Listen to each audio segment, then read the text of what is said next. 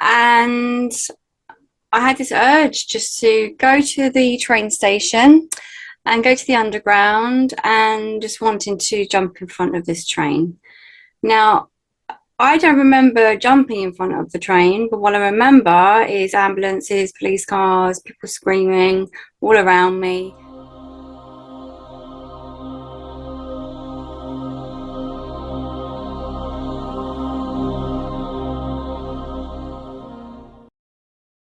Morgana Marie, thank you so much for joining us. I am excited to hear your story. I don't like to share what happened because I find if they hear it directly from you, it's more interesting and the surprise factor is there. So Yes. if you could just tell us a little bit about what happened and what led you to be where you are today. Wow, thank you. Yes. So backtracking, we're around 15 years ago. I think it was longer than that actually. I had a episode in London where I was in a kind of conflict with someone at the time, and I had this urge just to go to the train station and go to the underground and just wanting to jump in front of this train. Now, I don't remember jumping in front of the train, but what I remember is ambulances, police cars, people screaming all around me. Then I blacked out. And then I remember being transported to the car, but then I've blacked out again. And I could see myself in the car. I was like almost like looking at myself in the car. Could just crawled over in the car, just like in this police car, just not sure what was going on.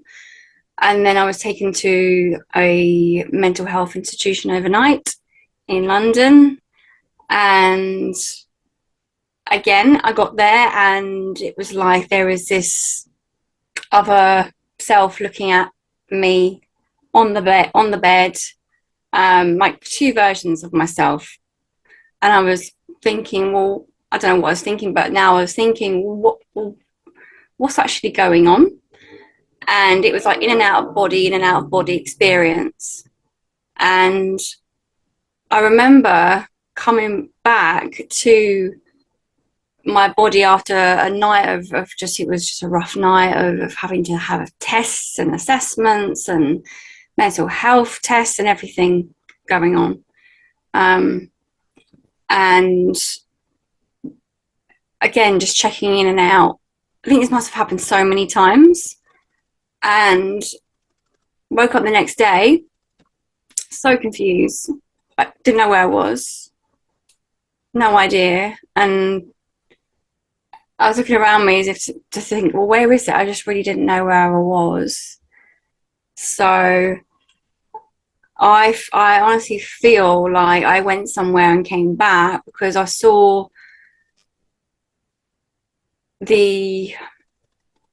I saw higher perspectives of myself. I saw different angles and perspectives of myself and where I was, and I kept having these in and out experiences.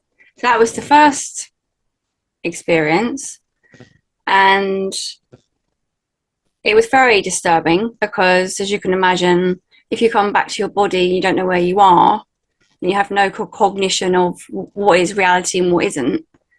It was incredibly confusing, and I went through this grieving process. So that was one experience, which didn't really, it shook me up, but it didn't really wake me up. But I felt like now I processed all of these things. That was the initiation of my like awakening, or one of them, one of many, I would say. And then fast forward a couple of years later, I remember having a car accident, and the car just like swerved into the side of the road against the barrier. And again, same thing happened. So I saw myself in the car, looking in through the car. The car was smashed up. There was another version of myself looking in at me. And I thought, well, what's going on here? But it was just so quick. It was so quick you can't even notice. But I remember seeing this same thing. and no one was hurt, luckily. But I just, yeah, I mean, obviously had to work through that. And that second time, that did wake me up because I was obviously involved. There were cars around me. I could have hurt someone, but I wasn't hurt and no one was hurt. So logically, I didn't know what happened, but spiritually, that's when I started to feel that there was things changing in my life. I started to have like really vivid dreams, and I started to like look into like spiritual things, and I started seeing colors. I could see like people's energy, and that's something I'd never experienced before. So that was strange. I didn't really know how to define what that was. And then I fast forward a few more years, same thing happened, another car accident, and I was driving rushing to get to somewhere. Unfortunately, I was rushing. I was so pressured in that moment. And I didn't see the blind spot, but there was a blind spot. And all I remember is just slamming my brakes on and this car going full circle 360 onto its roof. And I was just, I didn't know what to do. I was just screaming. There was glass everywhere. There was all these colours everywhere. There was like this tunnel. And I remember seeing this tunnel and other like beings around me saying it's time to go back. You've got to go back. At the same time, I was screaming and there was glass everywhere. And luckily, there was this person that came out of nowhere and pulled me out of the car. And I don't know how that person was there because that place is in the middle of nowhere. So that was quite shocking that even happened itself, that someone was out, literally pulled me out of the car. And I remember the ambulance coming, but there was no damage. I wasn't hurt. No one else was damaged. No one else was involved. But I remember these visions of like this alien entity. It's time to go back. Go back. So I did. And again, the same thing happened. I was so confused. Where am I? What just happened? It was like in between two worlds. And that's the only way I can describe it. And that did shake me up, and that did wake me up. And that's when I started to reconnect with my body, probably for the first time, because physically I was checking my body and I was looking at myself thinking, well, I'm not injured, I'm not hurt. And then that led me to mental breakdown. Basically, I had a mental breakdown, depression, and all the shock probably at the time, and lots of change over the years. And then I end up going into getting into college because I had this vivid dream about going to study healing, and I ended up going to do a complementary therapy course in healing. And well, the depression went. I was on tablets at the time, trying to process all of this stuff, and yeah, I guess my intuition, my psychic abilities, my awareness, everything, it was like everything's awakening. I could feel things in people. I knew things. I used to get these downloads of information. And that's when there was like a ripple effect of these three occasions, especially, that got me to understand that I needed to reconnect with my body because I was living disconnected from it and not integrated. And yeah, and many years later, I had many other experiences, which weren't near-death experiences, or I don't like to define it too much as like a near-death, but there were experiences where I felt like honestly I was going to die, or there was some sort of tragedy after tragedy after tragedy after tragedy, and in each of them, again, it was like another wake up. Yeah. So yeah, it was a lot. That is a lot. Yeah. So going back, when you say you found yourself going to the train, like were you an autopilot? It almost like some. Yeah, I mean, it was just like I want out. I knew I wanted out, but I didn't know why. I mean, I know I wanted out because I was in a very toxic situation at the time, So now I know that my spirit wanted to leave and did try to leave. But at the time it was just like, yeah, what's the point in being here? I just need to leave. I need to go now. So there was no real emotion behind it, actually, more just like a decision, like a this is what I'm going to do, and there we go. I Yeah. often wonder about that because I know, like, to me, to take yourself out is requires a lot of courage, Yeah. to just do that because it goes against our very instinct, I think. Yeah. You know, but also I mean, so many people, if they were going to do something, would not tell somebody. It's just something that they've decided they were going to do. Yeah. But it's firsthand, the first time I'm hearing from somebody who says that there's actually no emotion behind it. It's just Yeah. now it's going to get done kind of thing. And that's really interesting because that would make sense. Because if you gave it too much thought or feeling, you probably wouldn't want to do anything. Exactly. Yeah, I had no time. I was literally just like, yeah, I'm done. I'm off. And Yeah. before you knew it, the police car was there. So it's like, oh, right, okay. And honestly, I don't remember getting hurt. I don't remember.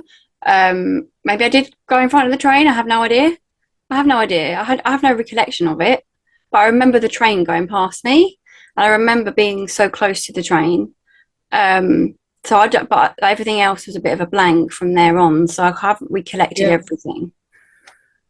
Well, I've heard a lot of accounts of people that have kind of, when they've left their body, they see two bodies. You know, you're in your body, you're out your body. It's like living this dual existence. So whatever it was, you definitely left your body, Yeah. you know. All I can think So, was, yeah. Yeah. yeah, yeah. So did you experience anything other than that, or just the fact that you were confused that you, like now on the other side? Because, you know, just out of interest, did you feel like maybe I've made a mistake or just what is going on, you know? Yeah, there was no emotion. I remember just being so it disconnected. Just there was just no emotion. There was no recollection of what had happened, and even the doctors and all that were talking to me. I was like, didn't know what to say. I had nothing to say. Yeah, it's almost like numbness where Yeah, you don't, numbness. Yeah, yeah. yeah, yeah. It was just like, why did that happen? Then why did you think you did that? And I was like, I don't know. Just didn't know. Didn't know. Didn't know. Also, at the same Well, time, I actually felt yeah. like I was light and like there was a lot of lightness to it. Like I was like, I'm not in pain anymore. Very bizarre. Did anything change for you after that? Did you feel different? Did you start to feel, like you said, you're more in the body now? Did you start to feel more connected, or did that take some time for you?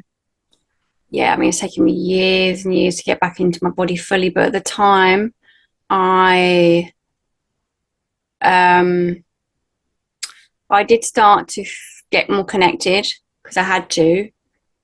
Because I had all like loads of scars on my body from like self harm as well. This was from previous episodes, but they weren't. I wasn't close to kind of death in those moments, but that was numb. But it was like starting to actually look at my body and go, what have I done to myself? Like, what have I actually done? Like, I can't remember doing that. And the shame and the sadness and the grief that came with that at the same time. But then also like almost like the peace that come from that of coming back to my body and realizing there was some hope, there was some lightness around it, and I saw things differently and I saw people differently, and it was like it was a higher conscious energy of myself. Yeah. Yeah, I was wondering about that. If somebody's disconnected like that, it's normally from a trauma that happened earlier in Yeah, life, and it's just your defense mechanism. It's a way of coping, is just to, you know, go off somewhere and not realize what's going on. You disconnect from your body so you don't have to feel anything.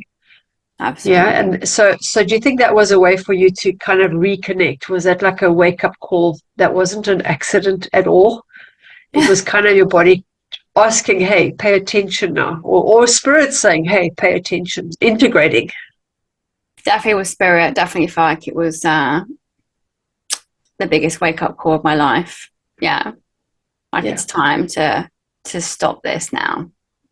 Yeah. Yeah. So here's the question, because like there's no guidance. We don't get a guidebook that says, "Here, this is what what you're meant to be doing." So you have to kind of figure it all out, and that's just, to me, that's maybe it's half the fun, but it's also painful. Very painful, yeah. But when you were told, "No, you're not done yet," did you know what they meant by that?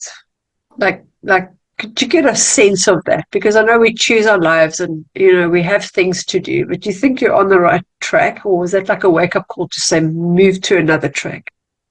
I was definitely a wake-up call to move to another track. I had no idea what I was meant to be doing. I was so confused and just so lost. And I just remember feeling like there was something more that at that point, because although I couldn't really understand how I knew that, but it was this sense of, wow, if I'm here after that, then there must be something more. And I used to call myself an atheist. I didn't believe in anything spiritual, or, I know everyone's got different versions of what atheist is, but I was never really spiritually inclined or anything. I was very rational, very black and white. And after that, yeah, it was almost like, oh, wow, what else is actually out there? Well, you saw an ET and you saw other beings, so there's definitely something. Exactly. Yeah. Did you speak to the people in the hospital about that experience where you kind of felt that you were out of your body, or was it something you couldn't share with them really? I didn't think I could share with them because I think they would have locked me up. I was afraid of that. Yes, I didn't say anything. Yeah. No, I just find it interesting. I think so many people go to a mental a place where they, supposed to observe you, and if you tell them I'm sane, that's when they say, "No, we're locking you up because you said you're sane." I know, You don't stand a right? chance. It, it, yeah, exactly. I was thinking about this more recently. I was like, wow, how many people are in mental health institutions when they're not actually meant to be, and they've been, misdiagnosed, and and it's just such a sad thing. Yeah. Yeah, I mean, you might be really needing help, and you can't Yeah. ask them to help you because they'll keep you there. And, I've heard some horror stories about Yeah. places like that. But Yeah. yeah. Yeah. So, okay, so your second one, you were in a car, Yes. and what happened there? Was it also just the similar kind of experience where you kind of dissociated? Because there must have been some kind of injury. Or do you think it's just the jolt that pushed you out of your body for a bit and then came back again? There was definitely a jolt. I honestly feel that I was taken, I know that sounds crazy, but I was taken over by something, because I was perfectly driving, quite happy at that time in my life. I was actually very, like, in a good place. And yeah, it was almost like something went whoosh, and I went over to the side of the wall, or the big metal bollard. And again, it was just like, what? And then I saw my energetic self, or whatever you want to call it, outside of the car looking in.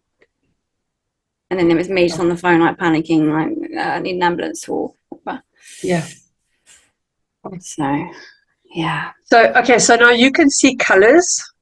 Do certain colors have certain meanings to you now that you've had some time to kind of adjust to this new? Because I'm assuming that that doesn't go away anymore. Like now that you can have it, it's there. Yeah, it's there all the time. I'm always seeing blue flashing around me, or like bright violet and white. And I just think it's a beautiful thing. I honestly feel like it's my kind of spirit guides communicating with me and showing me that they're there, in whatever form that is. It's a beautiful thing. And I can also see a little orbs, and when there's like little things coming in front of people, I can see that now, which is really cool, actually. I love it. Uh-huh. So does it mean anything, or is it more just knowing that there's something there and we're not alone? We're not alone. Yeah, I mean, there's different energies and light beings around us that will help us in our life. I feel the presence of Archangel Michael a lot in my life, supporting me, and Archangel Parachiel, I think it is, and just a few others that are very much around me. Like, I get that kind of angelic presence, and I'm very connected to that plane of existence now, more so than ever. And being an Aquarius, I'm very connected cosmically. But yeah, I just feel like it's always support there, even when you think you're alone. You're never alone. They're always there supporting you. They actually want to really help you. They actually want to contribute, and we don't have to be afraid of it because they mean love and support. Yeah. So you did your course in healing. Which course is it? What is it that you're doing right now? Yeah, I mean, what I'm doing right now is Theta Healing, and that's an incredible modality that has really helped me to up level my psychic abilities and tap into different planes of existence and work with the creation of the universe. And all the stuff is just very magical. And yeah, you can do timeline readings and do healings on people, and it's incredibly empowering and fast and fun as well. Yeah, love it. So if somebody wanted to come and see you, what is it that they would expect from you?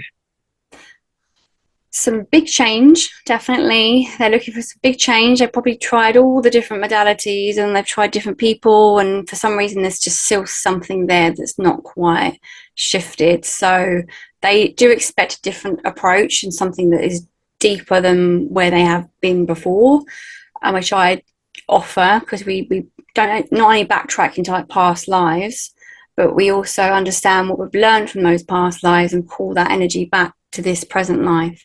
And then we're tapping into people's superpowers and their gifts and abilities, activating them.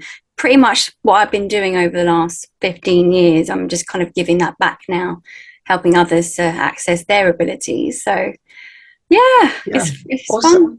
Yeah. So if somebody who, like, what is it that most people are struggling with that are your clients? Is there a specific thing, or do you think it's like a broad range of topics? Yeah, it's pretty much confidence to be themselves, but to be that different, because a lot of people that I work with are very different people. They're neurodivergent, most of them. So they are the seers, the visionaries, and the empaths of the world who go through such challenge and struggle and suffering. And they're done with it. They don't want to live their life like that anymore. And they want to have freedom and peace and joy. So I help them to have all those things so they don't have to suffer anymore. Yeah. So a question about neurodivergent, because I mean I am, and both my children are, and Yeah. but I have two thoughts on that. So the one is, we are the, like Dolores Cannon says, the new wave of people coming in. Or is it linked to mercury toxicity and stuff in the brain and all the stuff that's going on? Because why are there so many children being born at this stage with ADHD or autism or some kind of something? Yeah. What are your thoughts on that? Yeah, no, I do. I think we are moving into a very conscious, more of a conscious world, and the children that are born today are the way showers for the future. So they are our biggest teachers, and our children they'll show us what we don't know yet. So they'll help us to access that wisdom from us. So they're like our spiritual teachers. So both of them obviously get labeled, but sometimes the label, what I say, can sometimes be a limitation in itself. So I always like to reframe those labels and help people to sort of see that. Not everyone's willing to go there. Some people like their labels and they're quite happy in that place. That's fine. But I like to say, well, whatever it is you are, yes, you are that, but what else are you beyond it? Because there's so much more. But yeah, if it's understood that these children are here to uplift and help and support, and they're different and they're sensitive, and they actually are very aware, then I actually think there would be less mental health rates and challenges in the world. Yeah, absolutely. Do you think one of the reasons you were told to stay is to do the work you're doing right now? Absolutely, yeah. Yeah, I Yeah, didn't think I would be doing this though. It's just like, especially now at this time. Yeah. So where can people get hold of you?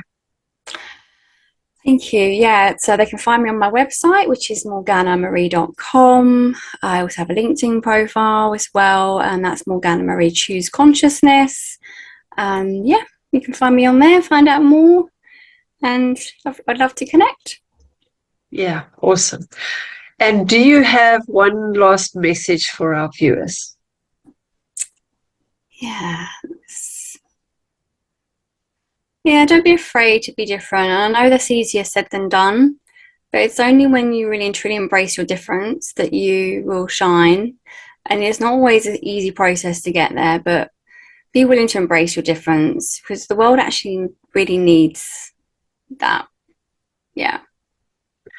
Yeah, and I think you're so right because always saying be authentic. So it's been taken out of us. We've been indoctrinated just saying fit in, go with the crowd, and you'll never make yourself happy or anybody else for that matter, trying so hard to be someone you're not. Yeah, exactly. And I would also say, because this has been my biggest lesson, sort of trying to save others and heal others and who don't want to be saved and healed. Don't do Exactly. that. Don't do what I It's a did. lot of energy There's a lot consumption. of energy. It's exhausting. It's exhausting.